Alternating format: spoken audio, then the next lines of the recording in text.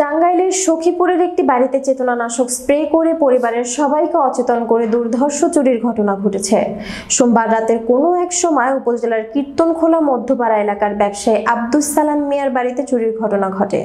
Prime reporter Mohammad রুমানের রিপোর্টে।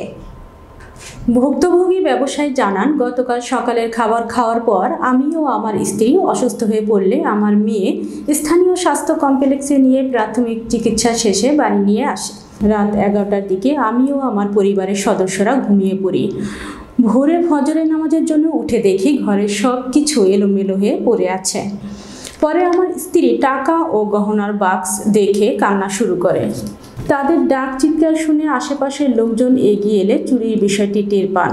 ভুক্তভোগী ব্যবসায়ী সালাম জানান, ধান কেনার উদ্দেশ্যে গতকাল ব্যাংক থেকে 10 লক্ষ টাকা উঠিয়েছিলাম।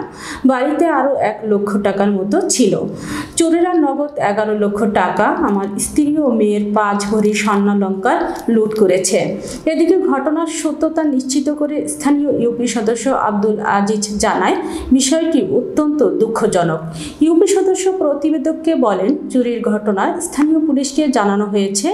এই চুরির ঘটনা জানতে চাইলে সখীপুর থানার officer in charge OC Sheikh Shahinur Rahman জানান, ভুক্তভোগীর পরিবার ও ইউপি সদস্যের মাধ্যমে খবর পেয়ে ঘটনাস্থলে তাৎক্ষণিক পুলিশ পাঠানো হয়েছে।